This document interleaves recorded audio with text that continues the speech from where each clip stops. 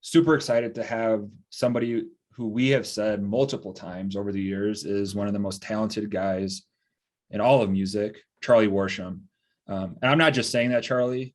We are monster fans and we love your music and we always have. And you're severely underrated. And I'm not using that word in a bad way, but just you're as legit as they come. So any chance we get, just so you know, we're putting that out there. And so we're pumped to have you on. Thanks, y'all. Thanks, Wes and Steve. The thing, I'd much rather be underrated than overrated. Nobody. If you called me overrated, I would then take that as a negative comment. But underrated, hey man, that's a great simple response because I don't think anybody's ever said that to us. No, that's such a great way to put it. And I feel like we're always a little bit worried when you say underrated. Somebody's like, okay. Well, on Twitter, we'll pose that question quite often. Your name comes up a lot. I see it. Every about 3 months, we like to do that same question in a similar way of who's the most underappreciated, underrated, doesn't get the love they deserve, whatever, because we like to kind of gauge what people are thinking. Your name comes up a lot. And when you look at what you've played on, you have the playlist of people may not be aware. You've played on tons of records, tons of big names. Eric Church, Luke Combs, Casey Musgraves, Dierks Bentley, Kit, Brent Cobb, the list goes on. I mean, you're kind of that guy, right? They come to you these days and they want you to play on their records because you're so talented with what you do. Well, you know what it is I'm a flavor of ice cream that is unique to me. And making records, you're trying to put the ingredients together to make something special. And I am not always the best person to call for a project, but I have a thing. And as do all of these fantastic session players in Nashville. And I'm a liner notes guy. I mean, I grew up a music nerd. I mean, I memorized session players and credits the way, and songwriting credits too, but the way that all my buddies growing up like memorized football and baseball stats, you know? Yep. And so it's really just sort of the complete loop, the full circle nature of growing up that person and loving it. And I think, you know, when you gravitate towards what you love, you end up closer to that place, you know, the longer you are hanging around. So I just love it. I love making music. I love making records, and making my own records is very informed by the experiences I've had making other records. I mean, you learn, sometimes you learn what not to do, you know, and that's not to say that what somebody else is doing is wrong for them, but every artist is different and the process is different for everybody. And it's a really cool way to gain wisdom, to be in the session player chair and watch something happen and then analyze that after the fact and think, okay, well, if that had been me, if I'd been making my record, would I have wanted to go about it that way? So every one of those experiences, I walk away not just with the, you know, a paycheck or whatever for playing on the session, but with the more valuable thing, which is knowledge. For sure. And we'll definitely get to your new EP here in a minute, but can you maybe explain quickly what like a session kind of looks like for those who don't know? Because I don't know if we've ever had somebody with your kind of playing expertise on the podcast before. Oh, are you kidding? I'm so ready to go full tilt with the nerd side of me here on this. So one of the coolest things about Nashville is it is unique in that every day in this town, in at least a dozen studios, like world-class studios, what takes place is a full band walks into the studio for a 3-hour session at 10 a.m., 10 to 1, and they record music as a band, a drummer, a bass player, an electric guitar player, a keyboards player, and then what I usually end up, the chair I usually end up in, which is the utility player. And so that's oftentimes it's acoustic, but it also can be banjo and mandolin. It can also be electric. You know, sometimes it's 2 electrics and no acoustics. And that's sort of standard. There might be a steel guitar player. There might be a fiddle player. That might be the utility player, but fiddle's a little different. So you have, you know, half a dozen musicians in a dozen studios every day, 10 to 1, 2 to 5, and 6 to 9. And then if, say, you're Dirk Bentley, you might block out 3-5 days in a row, depending on what else is going on in the world of that artist. You know, if they're coming in between tour dates, or maybe just be tacking 1 or 2 songs onto a record, or they may be camping out for 2 weeks. That whole band is hanging out all day long. They block the studio out, they block the players out, and in the process of making, say, a Dirks record, you're cutting 1 song in every 3-hour block. That might be as fast as you go. But then there are these demo sessions where songwriters in town are creating these sort of mock-ups of the song, the way you could then visualize them, hear them as if they might sound on the radio. And demo sessions, that's a different story. You're getting 3, 4, sometimes even 5 songs in 1 3-hour block. And all of the stuff that's getting recorded, these musicians are hearing the song for the first time. There's a shorthand form of music notation called the Nashville number system that was sort of created by the Jordanaires. They were a background vocal session singing group. They sang on all the Elvis records over the years and a bunch of other records, but they would stay so busy that they had to listen to the song and then sing it. And so they developed this Nashville number system, what we still use today, also unique to Nashville. And I say unique to Nashville in this studio situation because more and more today, tracks get built remotely. I mean, I'm coming at y'all from my home studio, and I often overdub parts and send them to people.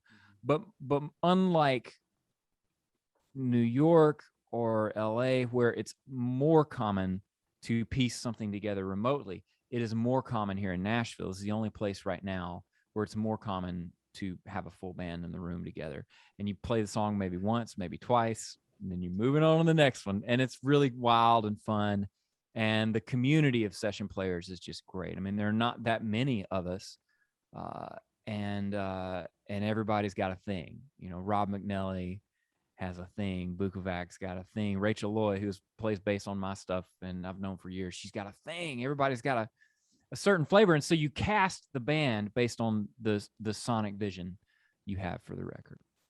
I got to imagine that's tough. Maybe not for everybody, but you mentioned earlier, you might hear something and then leave and go, man, I would have maybe done it a certain way. Is that hard in the moment if you know what you're doing to kind of like be like, ooh, like this little, but you know your place, you came in to do a job and that's it. And then it's kind of like, yeah, exactly. You know, it would not be unlike being a carpenter, you know, or somebody that builds shelving and cabinetry, and somebody calls them up and says, I want you to come to my house and redo my kitchen cabinets, and I want it this way. And you politely say, well, here's something worth discussing, you know, just so you know, this kind of paint, you know, in 2 years, you're going to have to repaint. It's going to look like shit. Structurally speaking, this may not, when you want to resell the house, this is not necessarily going to help you or whatever. But yeah, you have to, it's your job to build what they want. And in a weird way, if you have the right attitude, you can go into those sessions where, you know, they're going, you know, the wrong way down a one-way street or whatever, and there's a lot of traffic coming, and you just embrace it and you go, all right, this is what I'm going to do today. You know, like, I want you to play this part exactly like it's on this song and whatever. But it's great. You sometimes learn more from those sessions than you do the ones where everything's just amazing. Cool. Is there any moments in there where you're like, people start butting heads creatively and stuff? I imagine that might happen here or there. Or are you more to just like, I got to do my job and shut up? I mean, like any situation, you know, there are times when some people in the room might get a little heated or whatever. I mean, it runs the gamut. But this is where the producer is so critical, because they, alongside the engineer, you know, one of my favorite quotes from a session player is from Tom Bukovac. He's like, who's the most important member of the band? The engineer. The reason being, we're on headphones. You know, that's another part of this I meant to describe is, you know, there's a big room where the drums are and they got microphones to capture that big room sound, and the bass player and electric guitar player in there with the drummer, because their instruments don't make acoustic noise, nor do they need to be picked up by a microphone that the drums would bleed into. and then the singer and the piano player, they're all in these different little booths. Me, especially being often on acoustic, I'm in a booth. And then there's the control room that's got the giant mixing desk, and that's where the artist is hanging out, or the songwriters and the producer, engineer, any guests in the studio are hanging out in the control room. A lot of times we can't see each other, us in the band, and the only way for us to communicate is via our talkback microphones and our headphones. And the engineer has to be sure to make sure all the microphones, talkbacks are working, and that what we're getting, the mix we're getting in our headphones, feels good, and we have what we need. Because if we can't hear each other very well, we can't do our job. And a producer similarly is kind of scoping out the vibe at all times. And they may say, guys, I know we got an hour left in this session, but look, we ordered some food and it's here, and let's put this thing to bed. Let's get some food in our system and we'll come back to it, you know? And so good producers prevent that from happening. And when it does happen, handle it in a graceful way. But, you know, I've gotten a little riled up at times, you know, the younger me especially will get stubborn about a part. And what I realized it was, I had to check myself. I was like, dude, you're not Charlie the record deal dude today. You're Charlie the session player. Like when you're on your session making your record, you can have this opinion, but it's not your job to do that today. And you know, sometimes you sit there and you bite your tongue, and eventually they actually come all the way back around to like what you would have suggested. But again, it's not your job, you know, in that role. But it's fun. Honestly, that kind of stuff is not common. It's, you know, usually everybody's having a good time and the music's great and the artist is great and it's fun, you know, because you're with your friends. I mean, you see a lot of the same people on these sessions, and you're with your buddies in the break. You catch up. You know, now for me, being a dad, like all the other players who are parents, I'm like, oh my gosh, tell me about 4 months or whatever, and it's great. Well, congrats on the baby. I had one about a year ago. Wes has one coming up in about a month or so. I mean, so my wife might go into labor during this podcast. I don't know. I understand. We were at the Opry. I was playing the Opry, and my wife thought she was about to go into labor, and I was like, wait, thinking we're gonna have the first child born in the dressing room. That would have been. I mean, that would have been perfect for you, though, right? Oh yeah.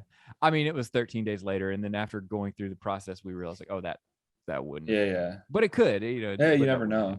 You never know. Speaking of your buddies, you got to play with, and Wes has a funny story after this, but with Eric Church on his new Heart and Soul collection of albums, you actually went right to his little hideout in the mountains of up to Banner Elk. Yeah. And it was this sort of resort area, this restaurant on the compound of the resort that was closed for the season, and they moved everything, you know, cleared the floor and brought all of Jay Joyce's gear up there, and they would write the songs during the day, and then we'd usually start recording maybe 8 o'clock at night, like, or if that, like if we were lucky, and we'd go into the night like 3-4 in the morning, and they put us up in these beautiful cabins. And what's so cool about that, well, there's a lot of cool things about that particular experience, and I was up there for 2 of the weeks, but I'd worked with Jay before on the Chief record, and I'd been a fan of Jay's for a long time. And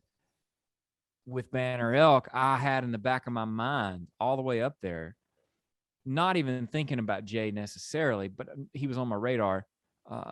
Like, man, I'm gonna be making a record of my own soon. You know, I got to be thinking about who I want to produce this. And then we're standing around all day waiting for the song to get written. Next thing I know, I'm hanging out with Jay Joyce all day, and he's playing me records. I'm playing him records.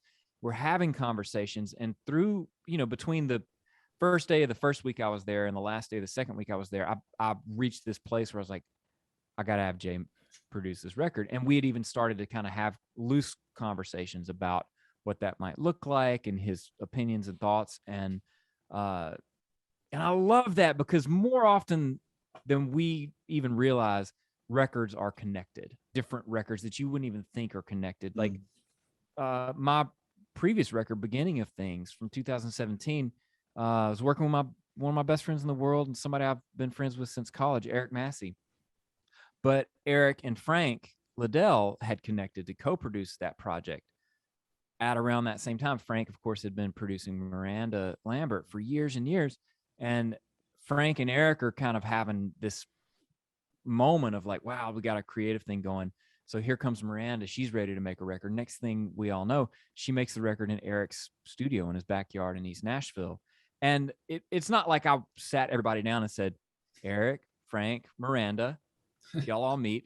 But my record was a thread weaving that the way that particular record came together. It was a small part of that story. And same with the Eric Church and me just happening to be in the room with Jay and have that time to have that conversation. Had we been in his normal studio and I was in and out, might not have happened that way. That's really cool. Was this church record, was that process like pretty, because he kind of brought some of you session guys in to put a little pressure on his regular band. He said that. And did you guys feel like a little bit of like kind of the grind of doing that kind of record every night thing? Or was it more just like fun for somebody like you to get in there and just try and rip it up? Oh, it was totally fun. I mean, there was pressure the way there's always pressure. You know, you hit record and you never want to be the person in the band where the whole rest of the band, they're off in the kitchen now and they're eating and they're just waiting for you to get your part right. They got it 8 takes ago and you're sitting there struggling. You never want to be that person. So there's that kind of pressure, but it's there anyway. It was just fun. And I mean, having had the experience of working with Jay on an Eric record with Chief, yeah, I knew a little bit about what I was getting into. And I think that was part of why some of us got called.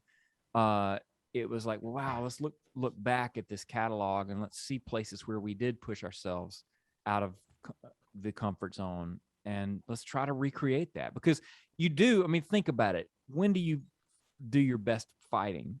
It's not when you're getting mugged. It's when you're backed into a corner and you literally have to fight your way out. And working with Jay on my Sugarcane EP, I saw him use techniques to put me in that same place. And I did sing and play better because of it. So yeah, the heart and soul thing was definitely, let's all put ourselves in a corner and fight our way out. And it was awesome. It was great. First thing we recorded was Heart on Fire. And I'm used to being the acoustic guy, but they had me on electric. And Jay was like, Charlie, you take the solo. And so we get done like the first take and like Eric gets fired up. And I'm like, holy cow, man, Eric's fired up at my guitar solo. And then Jay's like, play more, get crazier. And it was just great. I was That's getting awesome. Pushed. And it's the way that, you know, I would imagine if I were an Olympic athlete, I would want my coach to treat me.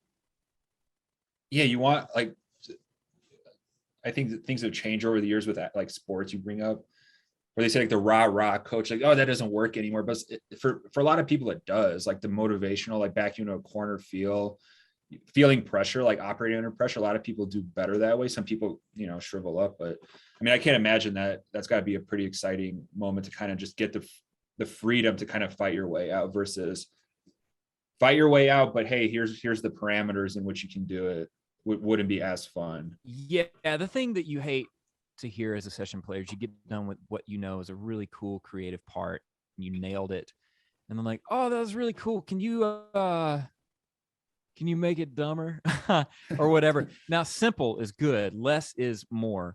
But when you try to go something creative and they're like, we just want it to be more plain, you know, that's a thing that bums you out. But when you're going for it and they go, oh, that's great. You just shot your rocket to the moon. Take me to Saturn. And you're like, okay, yeah. Challenge accepted. Right. The solo's not going to make it to radio anyway, right? If it's too long, yeah. I mean, thanks to folks like Eric, yeah, and John and TJ Osborne, yeah, and hopefully me too with some of these tunes on Sugarcane. There are those of us who fight to keep them on. And I'll tell you, case in point, Leonard Skinner.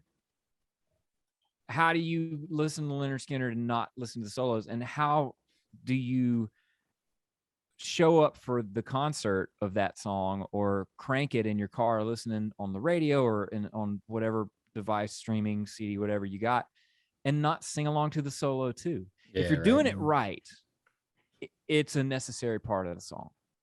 Absolutely. Really quick story.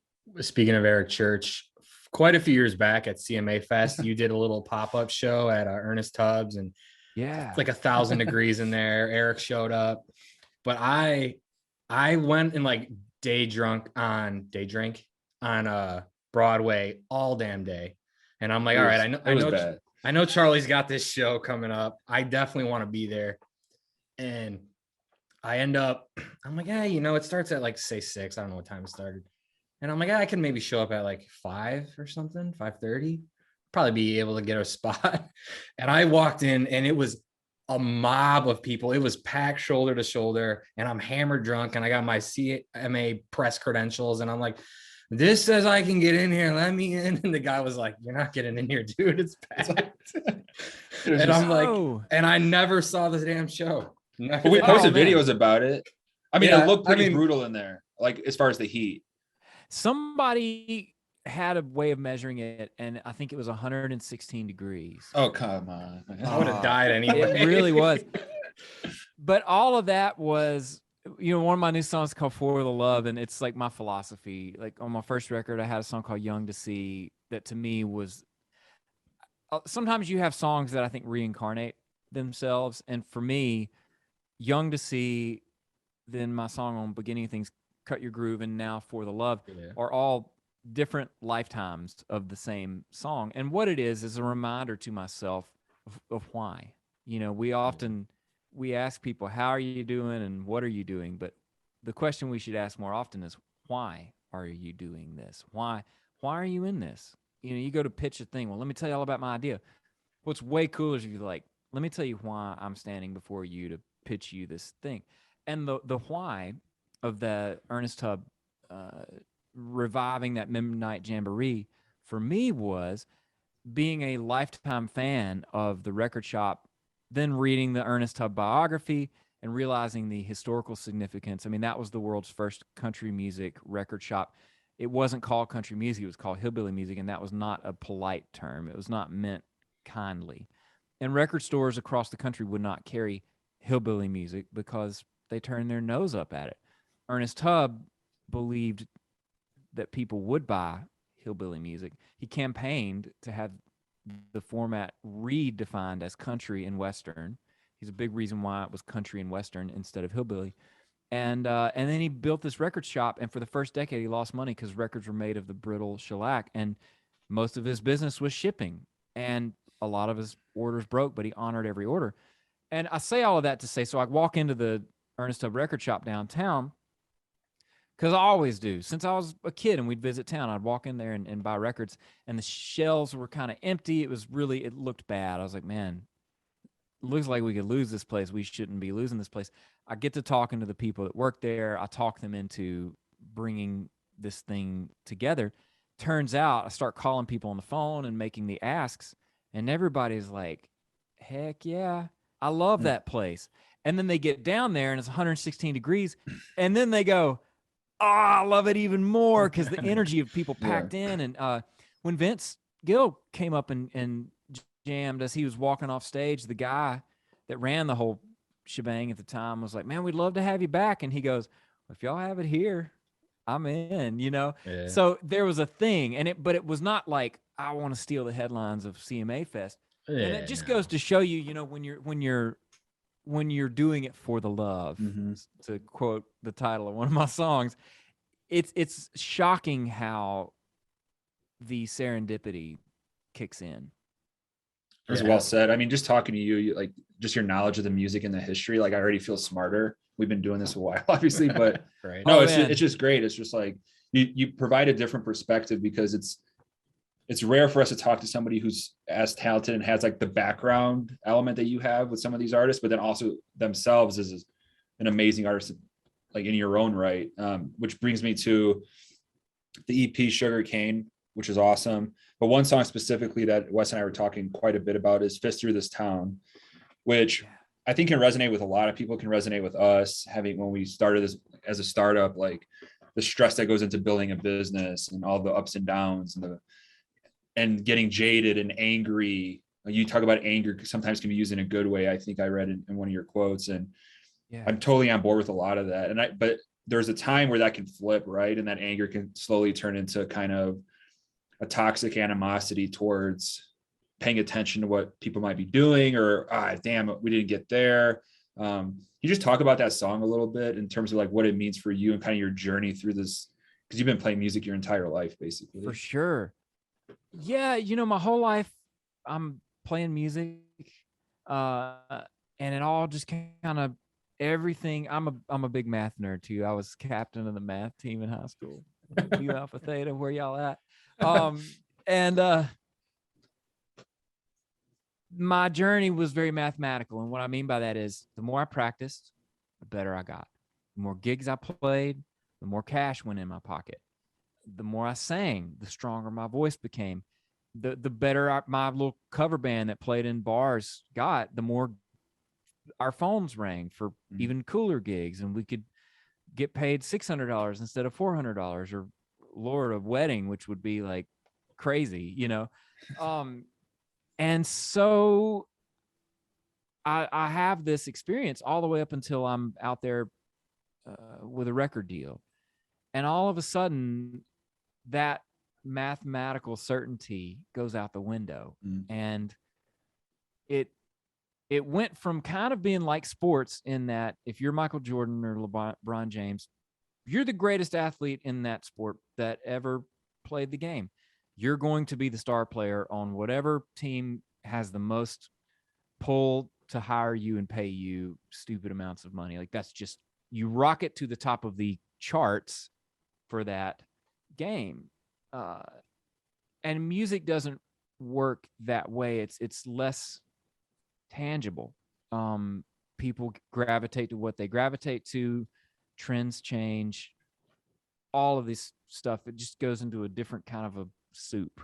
And I got really frustrated when I lost the ability to, well, I'm just going to work harder. I'll just get better. And then it didn't play out in an equitable way. But what that song is not about is, oh, poor me, I'm playing music for a living. Because had I shot out of the gate with a big hit, I wouldn't have had the 2019 that I had, in which I played with Vince Gill in his band, singing harmonies, which made me a better singer. That you can hear the difference when you listen to Sugarcane, the EP, because I was singing harmonies with Vince all year and playing guitar in a band of A-listers. And when I wasn't doing that, I was on the stage with Old Crow Medicine Show. And but where that song comes from is not 2019; it's from a few years prior. And I think anybody who sets out to do something, you just want to move from your hometown to a different town 100 miles away. You're going to have a moment where you're living in an attic or you're working in a basement. You want to be doing XYZ, but you got a 10 bar. You create a podcast and nobody listens for a minute. Or the other podcast that has horrible audio editing gets more listeners than you, or they snag a A-list guest. It's the world, right? And so even though my own connection with Fist Through This Town and where I wrote it, the place I wrote it from, is very inside and very personal and very different than what most people's journey is, it's not about that anyway. It's about when you have a dream and you're trying to achieve that dream, anger is going to play a role, because anger honors injustice. And life ain't always fair. But what angry songs are really good at is being rocket fuel to keep you going. Because for me, I would always pick up the anger side of things, because what really deep down was happening was I was afraid. I was afraid I wouldn't have a seat at the table. And now I realize I got a seat at the table and I ain't going nowhere. But it can be scary, and it can help to be like, well, I'm going to get big and puff up my chest and be angry. But anger is a good emotion to release, and out of our bodies know what to do. If you take a boxing class and you're really pissed from something that happened earlier in the day, you're going to crush it in your boxing class, because your body's going to go, oh, wow, I'm expelling all this anger. It had to go somewhere. It's going into this punching bag. And now my body's kicking in and doing it for me. So that's a healthy thing. And for me, writing songs has always been my escape hatch. It's always been my release valve. I mean, everybody knows this story, and not to equate it in any way, but in terms of you guys are different people and different artists, but everybody in town, and you can speak to this, probably knew how great Chris Stapleton was for so long. And Right. but nobody knew the name. Like your average fan didn't know who the hell he was. We saw him at Joe's bar. There was maybe 30 people there. They had the tables out. They sold so few tickets back in the day. They had the tables out. Yeah. Meaning you could sit down. And then call it what you will, but some weird happenstance where Justin Timberlake and him are on TV, and the next thing you know, everybody's like, "Oh, look at this guy." It's like, well, no, that guy's been. Everybody knew that.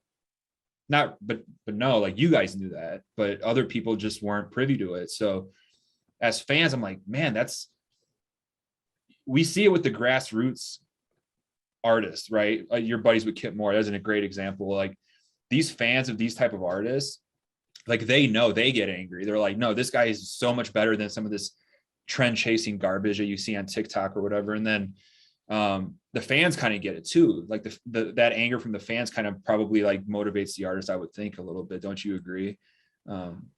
Oh like man, that underdog Rocky feel of, like, speaking of boxing. Yeah, right. well, you know, I think everybody loves to look. When I was in Boston in college, my first semester, the Red Sox broke the curse, and There you go. I'd never watched a baseball game in my life, but I was with them, you know, Yeah. because everybody loves that underdog story. that It's was a hero's wild, yeah. journey.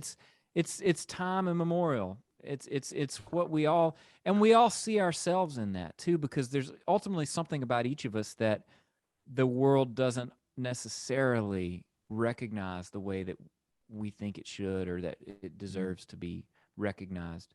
And so it's great to have someone that you can look to who takes that spotlight and says, y'all jump on. I'm driving this bus. I know how you feel because I feel that way, and that's who I am too. And then we can put ourselves in that position. And like what Audio Slave is for me, that's that rocket fuel music. That's that thing that when you are facing down your villain or your demon or whatever it is, you got that soundtrack playing in your head and gives you a little extra, you know. And, you know, to speak to the other side of that, it reminded me of a song I love, and I won't be able to say it better, but up in Chicago, you know, Wes, best song never gets sung, best life never leaves your lungs. That Wilco song, man, they kind of put that in a real poetic way. Well, and the thing is too, it's like you follow that up on the EP too with For the Love, and that's kind of like you have the anger on one side, and then but it's like, hey, here's the reminder that if you're not doing this for the love, you shouldn't even be doing it anyway, right? Right. And the anger and fist, the real crux of that song is verse 2. She undresses in the dark, barely burning fire. I ain't mad about me. I got my frustrations. The world gonna treat the person I love unfairly? It's like one of my favorite TikTokers. I'm like all over TikTok, y'all. Like I'm the last person to think of be on it, but this dude does Southern Dad. You gotta look up Southern Dad. Rings a You bell, know, yeah. like, and he plays out a Southern Dad getting mad. You know, like teacher called, said you've been acting up in class. You think that school's a playhouse. You think that school ain't a playhouse. You know, it's like when it's somebody else that you love, you fight different for it. And For the Love, it's not just me in that song. It's my dad. It's my dad having a career in banking, but these drum kits behind me, the drum kit behind me is my dad's old drum kit. And this is my first memory of music, sitting in his lap, you know? So yeah, we're all connected, and music is great at explaining how those connections work and helping us feel those connections. The TikTok thing we bring up a lot because it's just one of those polarizing new platforms. It's obviously massive, and some good can come from it. Obviously, some laughs can come from it. Some new dances can come from it. But do you get it? Do you use it for humor more? Just kind of get a laugh, like with who you mentioned, or do you pay attention? Because you mentioned trends earlier, and I think where Wes and I have gotten like annoyed over the years is it's just become so formulaic. It's just, oh, now there's TikTok. Okay, like let's go on there and make a dance and then go viral, and then now we have a song that's #1 on iTunes. Now we have a record deal. But if you're the artist, like internally, you kind of know a lot of times, because a lot of these artists aren't even on label, like it's just kind of that like flash in the pan type thing, 1 week, 1 weekend on the top of the charts on iTunes. Yeah. They might not like do, like, I don't know if they know, they're like, these aren't necessarily fans that are like buying your tickets for your shows or whatever, or you built it for years. Do you kind of, does that, I don't know, do you look at TikTok as like mostly positive, or do you kind of get frustrated with some artists that maybe have a lot of talent and are putting too much eggs into that basket of just trying to catch a virality moment and then be like, oh, I don't know what to do next? Well, I think, that it's like anything. It's a tool, TikTok is. And I don't envy TikTok stars. I actually feel for them, because I've been doing this, at least from living in Nashville standpoint. I've been making a living in music officially for 15 years. I'm not a household name, but as For the Love says, I do pretty good for myself. And I wanted to hit out of the gate. That makes me think about when I first signed my record deal, and all these guys and gals that were on my label at Warner were getting hit after hit after hit. They get 3 number ones in a row. And here I was, and New Faces, CRS had made me a part of New Faces, which I was honored and am honored by, and took to mean like, we believe in you. We want you to take a role in the future of this music. And then my music didn't take off. Fast forward to today, I'm one of only 3 people on the Warner roster who were on the roster when I signed, and the other 2 are Brett Eldridge and Blake Shelton. Yeah. Wow. All those folks who had hits, they're and it's not to say that being signed to Warner is the thing that makes me better and them not, because they're all, to me, valid artists. I'm friends with a lot of them, fan of their music. It just might not have been the right path, but I say that to say, whether it's a record deal, a hit song, TikTok, or whatever comes next, I've been around long enough to see, well, yeah, that might be a leapfrog moment. It might be your Timberlake Stapleton moment, but the reason Stapleton's a massive superstar is that when that moment happened to him, he had this whole world. Same with Eric Church. When he started to have hits, he was already selling a lot of tickets. Yeah. His people already knew how great he was. And when the rest of the world found out, not only did they get Drink in My Hand and Springsteen and all that, they were like, oh, wow, there are 2 records here that were already out in the world, and they're all great. I'm going to go buy them up and listen to every song. And now those people go to every show and they sing along to every song. Eric doesn't have to play his hits. He can play These Boots and get people singing along as much as to any song he's put out. And so for me with TikTok, my job is to figure out how to use that tool to my advantage. It's a fishing line in the water. If I can keep that line in the water, it's one more possible way for a fish to bite my line. And so what I do songwriter tips. I do session player tips. See, I like this. I go instrument by instrument by instrument, all the instruments that I own. Some licks. And I tell the story behind them. I say, well, I played this on this record. Here's the part. You're helping people that it. Yeah, you're also helping those like Wes likes to play guitar, but if there's a kid who's like, I really want to like just focus on playing guitar, like you're helping them in some way too here. Like you're not just, doing a 15-second thing to try to catch a hit. Totally. And I'll still do, every once in a while, I'll do a silly thing, because it's like building a record. It's like, you want to have at least a couple of songs in there. You're like, man, that's a jam. That's going to get stuck in people's heads. Totally. So yeah, I mean, I'm not doing dances, but I'm, I do funny dad stuff. But I find a way to make it true to me so that if people do connect with me on there, they're getting me at face value. And what I get out of it, honestly, it makes me play more music. It makes me think about, well, what do I have to say as a songwriter? What wisdom have I been handed? And then I remember that wisdom, and the next day I write a song with that in my brain, and I might write a better song for it. So it's, but I'm using it as a tool, as a way to stay authentic, and just to put one more line out in the water and nothing more. And if I become a TikTok star, great. What a hilarious story for how I broke as an artist, I'm laughing a little bit. I pulled yours up, and then yesterday I saw Jaron, who we've had on the podcast, and Kip, who we've had on a couple of times. Obviously, love those guys and what they do.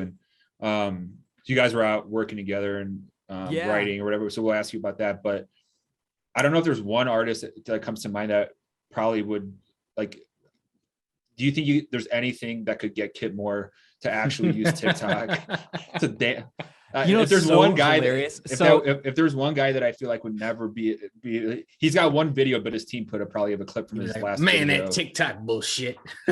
I can't believe y'all asked. This is hilarious. So I was out with Cadillac 3, and the most recent Cadillac 3 TikTok is Jaron dancing on the bus. I'm just out of sight of the camera, like getting ready for the show.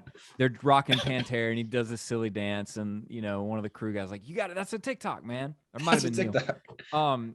And then fast forward to yesterday, Jaron and I were in the studio with Kip, and I was shooting a TikTok, I hit 50,000 followers thing, and I'm in the control room, and Jaron and Kip are there, and we start talking about it, and Jaron starts kind of poking fun at Kip, like, "Man, if Kip got on TikTok, it'd be like, we got these 10 tickets for the show," and he kind of mimics what Kip does on Instagram. But what Kip is doing on social media is what I'm doing. He's being Kip. That's his job, to be authentic. And so my favorite word. Yeah, I don't know that he'll ever get on TikTok, but I don't know that he should. Eric Church is not on these social media platforms. He doesn't do anything. Like, that's what we talked. I don't even know if he has a cell phone. We talked to a lot of fans. One of the questions we get the most, even from new employees we hire, is just like, "Oh, who's like," they want to get like, "Who's like, who have you met that's this or that or whatever?" And it's like, there's certain artists that like Eric Church doesn't even do late night shows. He doesn't really do many interviews. He does, and I don't, not in when I see that, I'm like, that's awesome. Some fans might be like, "Oh, what the hell?" Like, I think that's awesome, right? So some people are just like, "No, I'm like, I just don't do that stuff." And then like a guy like Kip, like, yeah, if he was just shirtless rock climbing on all of his TikToks and then does a little, you'd probably get a lot of girls following his TikTok account, but that's not Kip. And we love authenticity, and we love when it's not forced, I guess is the word, and like yourself. And I just love when people kind of recognize that and kind of can say, like, being myself, this is what I do. I like playing. I'm going to teach a little bit about how to play or what I played, and do you and have fun with it when you want. But because we've tried it too, and it takes time to make a TikTok, by the way. People don't understand this. Like, also, like with anything, it's a learning curve, and the more time you spend with it, the better you get, and you can do a great TikTok in 60 seconds, after you do 100 of them. But to speak to all that, it goes to a favorite quote of mine. You can fool some of the people all the time.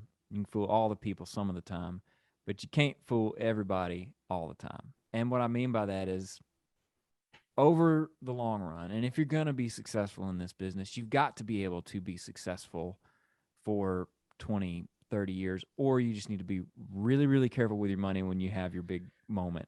And that's valid too. But a successful career is a career that lasts, that has longevity, not necessarily just hitting some bell and then never doing it again. And our audience is much smarter than we give them credit for. Yeah, we all fall for a cheesy song every once in a while. We've all got what they call, I don't believe in the term guilty pleasure, but guilty pleasures. We crossed that question off the list. Just kidding. So yeah, there you go. But therefore, if you're going to be in this for the long haul, you can't go into it thinking, well, I'll fool everybody, because people can smell it from a mile away. Maybe not the first song, first album, first tour, but if you're going to get them to buy that ticket 10 more times, it's got to be who you are. It's got to be true. Who are some of the artists that you really like right now? And I feel like that's kind of a general cliche question, but I also really respect like your opinion in a lot of ways.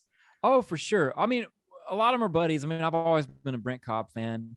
John and TJ, Brothers Osborne are I just good. Love every record they make. And I talk about underrated.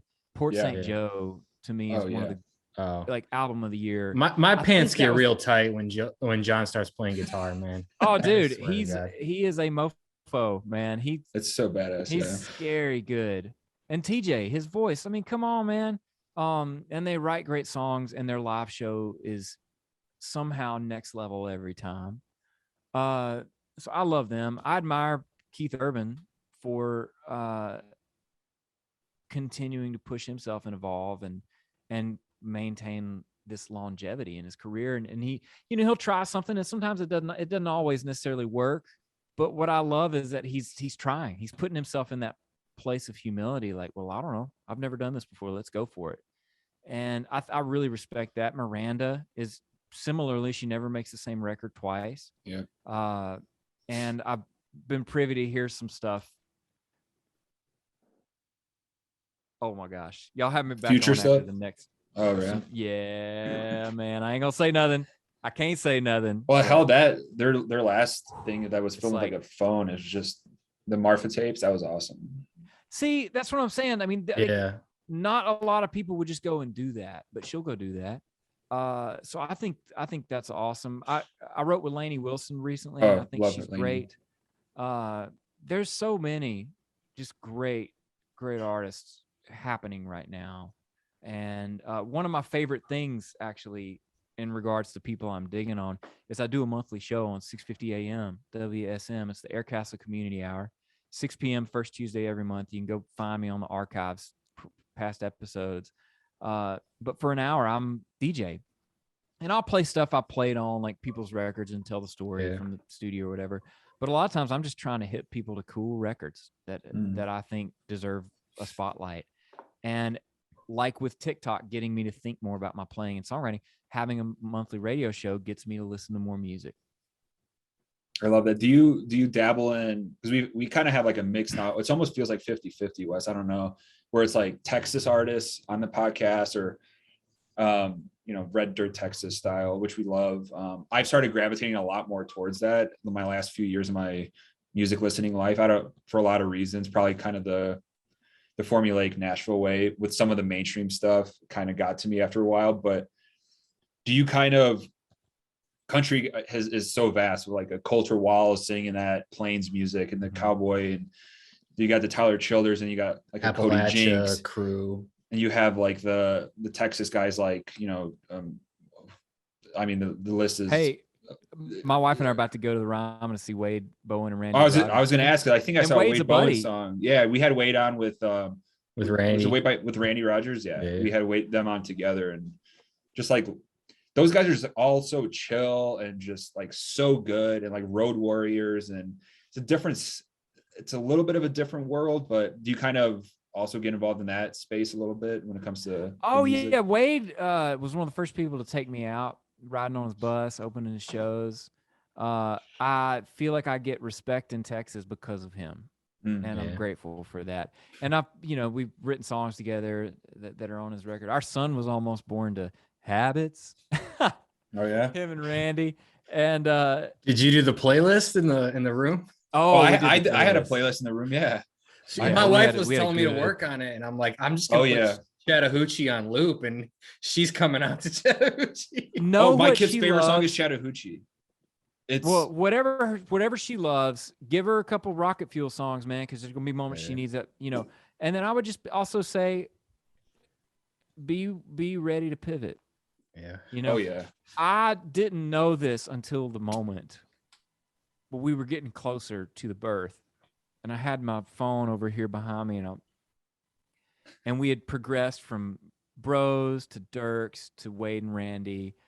There was some other stuff in there. I can't remember what all else. But we were landing in Eric Church territory, and we'll keep on. Right before I moved to Nashville, a buddy showed me Sinners Like Me. He was listening at the coffee shop across the street from our school or whatever, and he had his headphones on. He said, "Dude, listen to this." And he put the headphones on. It was Sinners Like Me, and I was just like knocked out. And so that record got me to town, really, inspiration wise. And that song is co-written by Jeremy Spillman, who co-wrote "Fits Through This Town" with me, and "Old Time Sake," full circle, "How I Learned to Pray," and so that song came on, and I was like, all right, our son may or may not be born before the song's over, so I'm hitting repeat. And it played like 3 times. And that was that's what he was born to. Yeah. And I think about the words, the lyrics of that song. I was just like, that was the perfect song. I never could have picked it, right? Never could have picked it prior to the moment, but I was loaded and ready to go. Loaded for bear, as they say. Yeah, Wes, you got to have, like, I agree with the variety, because there's the pump up, we got to a point where things weren't working. We might have to, go to a C-section, and it was just like, and then the like anger sets in potentially, and then it gets turn this shit. So I was going from like jack up music to like acoustic depressing music, from like I have like a playlist called Sleep. Might as well be called when I was younger, like hungover and depressed, when I was single and you were hungover on Sunday and you're all sad. Like that was that playlist I renamed. I started playing that playlist. That wasn't working. I'm like, I'm gonna go get a Subway or some shit in the food court. Yeah. Make a chill, make a ramp up one, and then keep in there at least a few songs that you may skip over, because you can always skip over. But 8 hours is not too long of a playlist to have. No, not at all. You not can't at go. all. You might be there for the Down at the Twist and Shout. Was like a very underrated 90s hit that American Aquarium recently, Mary Chaplin, is that I forgot the American Aquarium covered the song on their 90s covers, and my son now is like gravitates towards all these like 90s upbeat songs. So it's like Chattahoochee, that like Going Through the Big D, like so weird. He picks up the speaker and she starts dancing, and I look back and I was like, I played a lot of that when she was pregnant, like because it was that or like classical music. I would try to do this like balance. So like I want to make sure he's not. I want him to be smart, but like 90s country.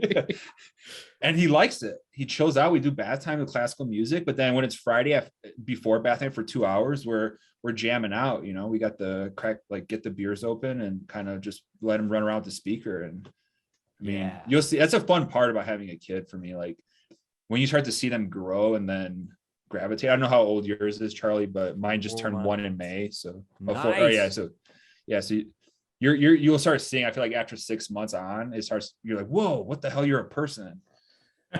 Yeah, I mean, it's been really, really fun. And oddly enough, I like wrote about him before I even knew we'd be able to have a child, or if we'd have a son or daughter, and which I could have cared less and all. But talking about might have a little Keith Richards of my own someday, in response or in reference to the first rock concert my dad took me to, which was the Stones, and in a song called "Hang On to That," and and now he's here, and it's awesome. We're starting to interact a pretty good bit. It's really fun. I have to I correct the name, Mary Chapin Carpenter. Oh yeah, Down at the Twist and Shout. I said Mary Chaplin. Yeah, but that's a great song that I forgot about, and that I was like, oh, Down at the Twist and Shout, and then. Anyways, just wanted to correct that. Speaking of the Stones, we the fellas from Whiskey Myers took us to Soldier Field, put us in a suite to see the Rolling Stones when they opened for them. Coolest thing. I'm like texting my dad, like, yeah, I think I was more excited to text like older people in my life almost. I mean, great music is generational. I mean, I definitely know what I'm gonna expose Gabe to, and he may dig it and he might not, but I mean, if he and I have this much of the feeling that I got seeing the Stones with my dad, and then when I was in college seeing Paul McCartney with my dad, then it's worth it, Who's on the playlist for him that you want to kind of get him into the music with? Other than your new EP. Oh no, I'm not. If anything, Kristen's the one playing my music for him. I'm like, whatever, man. I love making up songs to him. Just like in the moment. Some staple singers are in there. I do want to pass the Beatles and the Stones on to him as they were to me. All my favorite music, a lot of Mississippi music, because I want him to know where his dad grew up and the special art that came from that place. Yeah, my grandpa's from Louisiana, and his last name was Worsham, so I was like, maybe I'm sort of related to you at some level. Maybe, man. Yeah, somebody's wagon got turned around. When Wes told me that, I was like, I worked at Dairy Queen in high school. We and I was in Indiana. I grew up in Indiana, and the old ladies that made the cakes at Dairy Queen, like a lot of them came from Indiana, but south of Indianapolis. And when they would say like wash the dishes, there was a Worsham.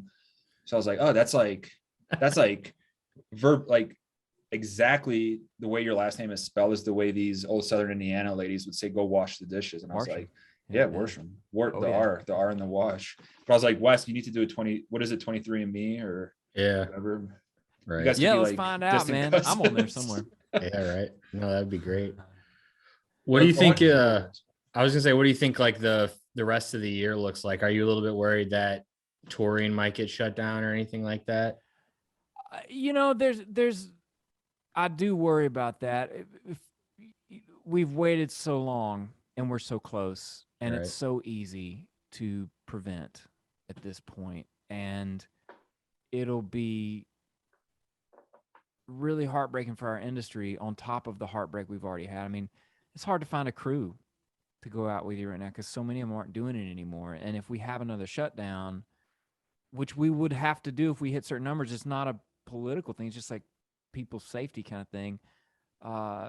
It's really going to be devastating. I mean, I'm very fortunate in that I play sessions and I write songs and I've got these other things I can do. But even for guys and gals like me, there's a limit to how long you can kind of limp along. And I miss playing. You know, I've had a little taste of it being out with Cadillac 3 and like playing the Opry and stuff and playing some EP release stuff of my own. But the hope is that everybody will just, you know, go get vaccinated, please, please, please. Look, you know, if it's religious reasons, just think, well, God created these scientists and gave them the knowledge to help people, and there's a reason that we don't have to worry about polio anymore. It's vaccines. It's just so, you know, it's so plain as day. But man, I'm gonna hopefully be back in the studio between now and the end of the year, cutting another 6. Certainly not done with these. I feel like we're just getting started with Sugarcane, but I want to keep the train rolling. And there'll be a little bit of touring. It'll take a little longer for me. It's a little bit of a bottleneck right now. Hopefully some international touring when that is possible again. And being dad, you know, Yeah, and playing yeah. sessions, writing songs, doing the thing. I've TikToking. Yeah. and loving it and being grateful. I'm grateful for it, and I'm proud of the music I'm making and releasing, and I'm just loving where life is right now. Well, Charlie, we know you got to run. New EP Sugarcane, amazing. Thank you so much for hanging out. It's been long overdue, and you know, hopefully soon we can see a show and hang out. Well, heck yes, Wes and Steve. I appreciate y'all. Appreciate the love, and look forward to seeing y'all soon. All right, buddy. See you, man. Stay safe out there.